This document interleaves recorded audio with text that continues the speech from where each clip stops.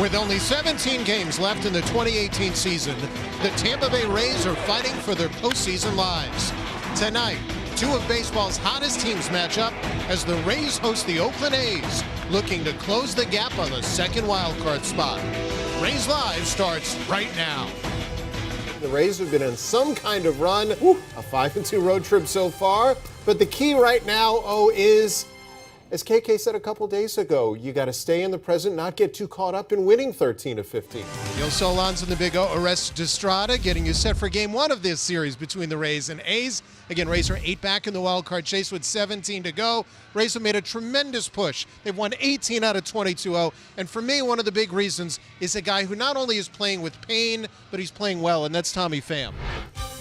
After a tough ninth inning yesterday in Toronto, tonight, high fives and handshakes. What an answer for the Rays. They win yet again. They are 15-4 in the month of September. Welcome to the WB Mason post-game show. Neil Solondz and the Big O arrested Estrada. Yesterday was the toughest loss of the season for the Rays. So the question was, how would they bounce back? And big check mark. Wow. I left the pregame show, those who watched it. I said I want to be singing coming into the postgame show, Redemption Song. Well, here's what's to come in our Honda Look Ahead. It is Roberto Clemente Day across Major League Baseball. We will remember one of the great players and people the game has ever seen. O certainly knows about Roberto Clemente, but he also knows Rays and Jays. We'll have a fun game with the Restus a bit later on. And it's been a 5-2 road trip so far, so we'll look at the best moments in Road Trip Rewind. But in the leadoff spot today is tonight's starter Tyler Glasnow, who has been quite impressive since coming over from Pittsburgh and is coming off his best start in Cleveland. Outstanding. The A's eating up the Angels today. They were down 1-0. Justin Upton didn't help the Rays there, but it's been all Oakland in this one. Stephen Piscotty says adios, farewell. And the same with this game. 20-2. It's still in the 7th inning. Speaking of, as we look back at Road Trip Rewind, top 5 moments, you got to start with Brandon Lau. Not 1, not 2, but the first 3 homers of his career.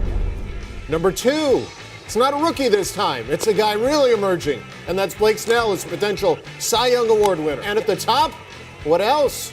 Scoring runs in bunches on this trip. I love it. Last year, this Astros team had Carlos Beltran as their DH.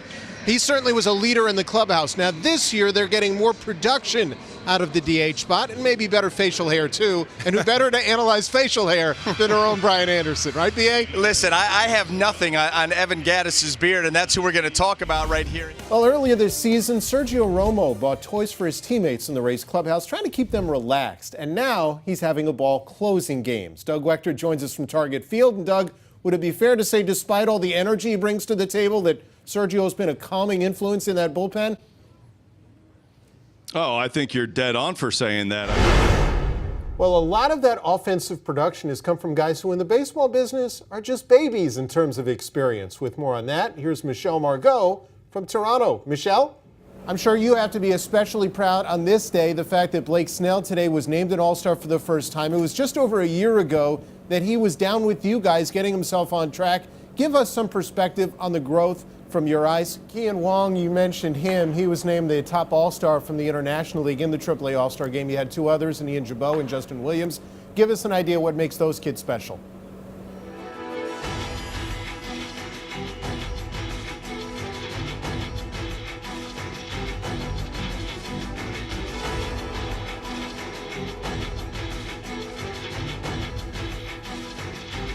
A look at the guys who probably will be the top 4 in the Cy Young Award voting in the American League. No offense, Garrett Cole. He's had a pretty good season. There's no question about that. Got to get down to it. But those are the 4 guys that we look at as perhaps the best of the best. So, as you look at this, it's a pretty close race, to be fair. But I tell you what, can you smell what the Blake is cooking? All right, let's take a look at the numbers of the guys who were the finalists. And you can see in yellow who leads in each of these categories. Sure. Blake Snell in 2 of them, Corey Kluber for innings, and Justin Verlander for strikeouts. If he gets a dozen in the last 2 starts, he gets over 180. Does that help his case? I think right there at 180 should help the case. Getting you set for game 2 or 4, Rays and Jays. Time to play a little game that we call Oh No's. The opener, will the Rays use 5 or more pitchers today. Question 2, will the Rays offense have 10 or more hits today? Rays rookies, do they get 3 runs scored or more today? This was a crafty question. And they do have Nick Schufo, another rookie in the lineup, gives you a little more cushion. For question 4, will the Rays defense turn 2 or more double plays today against the Blue Jays? That is another very crafty question. Just a note for the fans. Here it Toronto comes. hits into about 1 double play a game, so Right. you got to get 2. Here you go. There we go again with the Vegas line, I'm telling you. And last but certainly not least, will the Blue Jays strike out 9 or more times against Rays pitching today? Think about this. He's made a total of 19 starts. He's allowed 5, count them, 5 hits with runners in scoring position for the season. That's like 1 hit allowed every 4 starts. That's crazy. 17 times a guy who didn't make the All-Star game went on to win a Cy Young Oh, Award. wow. How about that? See, Neely, then you Could be the first Ray to do that.